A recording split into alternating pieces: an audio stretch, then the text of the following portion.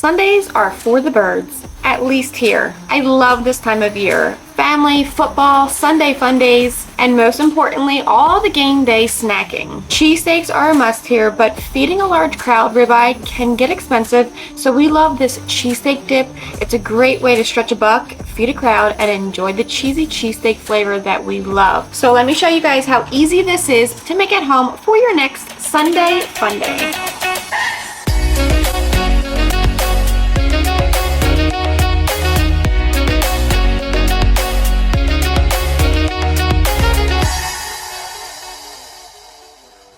Football, the birds, Sunday fun days, and cheesesteaks. It's just what we do here. And you all know how much I love hosting and entertaining, but ribeyes for a crowd can get expensive. Plus, everyone always brings goodies to the hangout to add to the table, so switching out from cheesesteaks that can fill everyone up to a cheesesteak dip is perfect for feeding a crowd.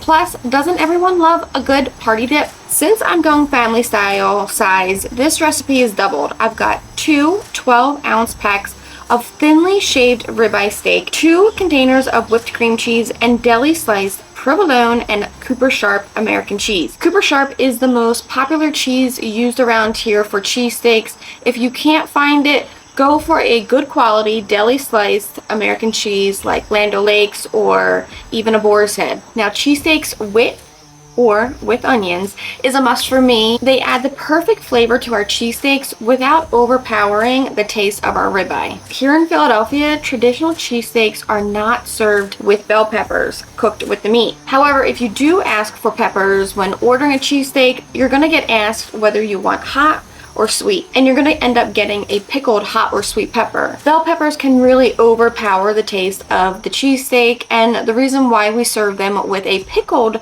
pepper is to cut the richness of the cheesesteak. So be sure to try it just like this and let me know what you guys think. Now let's get this dip going. I turn my Blackstone on low, allowing it to heat up. I'll dice 1 sweet onion, drop that into some neutral oil. I'm using vegetable. Toss it to coat evenly, adding some salt and pepper and spreading these out. That oil will pick up all of the flavor from the onions as these slowly soften to cook. They just need a couple minutes, then we'll slide them aside, keeping that flavored oil behind. That's what I want to drop my shaved ribeye into. And just like any cheesesteak, use a spatula in one hand and either a second one in the other, or a scraper is perfect.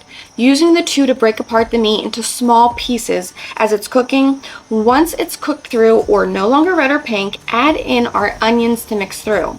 And now is when we can season with just some simple salt and pepper. Waiting to salt until now is going to keep this meat nice and juicy. I'm also going to add a little of the Blackstone Cheesesteak seasoning because this stuff is so delicious.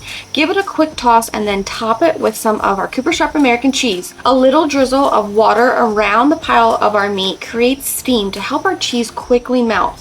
We toss to get that creamy melty cheese all throughout, and at this point, if you're making a cheesesteak, you would align your meat to fit and fill each roll, allowing a roll to sit on top to steam along with that water drizzled around just for a minute, and then slide your spatula under that meat with your hand on your roll, flip it over, and there's your cheesesteak.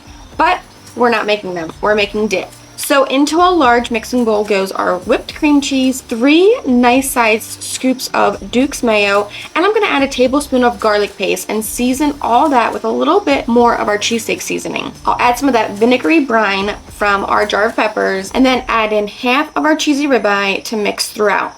I want to lightly oil my skillet and add half of our dip mixture. This is what we'll be baking our dip in. Now this dip is a great make-ahead. You can bring it to a party, stick it in an oven, or even stick it in the pizza oven to warm through and get nice and brown on top. I'm using my Blackstone skillet, so I'll lightly oil it so nothing sticks, and then add in half of our dip mixture. Topping that with some sliced provolone and half of our meat that we've reserved. Add the rest of our dip on top, a quick dusting with our cheesesteak seasoning, and then add the rest of our meat. I'm topping that with some sliced provolone to cover, half of our meat that we've reserved, and then adding the rest of our dip to spread out and dusting that with our cheesesteak seasoning. We'll top it off with the rest of our meat, and now I'll take a stack of our Cooper Sharp cheese, dice that small, then roll a stack of our provolone and slice it. We'll take all this delicious cheese and spread it across the top, adding a little extra dusting of our cheesesteak seasoning, a drizzle all over of that vinegary pepper brine, along with some of those peppers. I'm going for a little bit of the red cherry peppers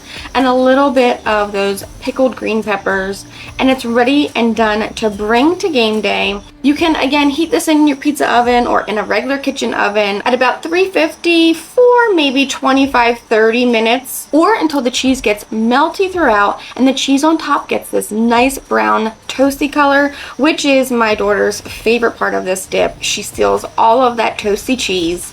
Now I love serving this with Tostitos and sometimes even some sliced bread like a baguette or Italian bread. So what do you guys think? Is it going to make it to your next game day or Sunday fun day? I know my whole family loves this and I love making it for them. So I hope you guys try it at home and love it just as much. If you do, be sure to let me know down below. And until next time, I'm Blackstone Betty and I will see you guys in the next video. Go Birds!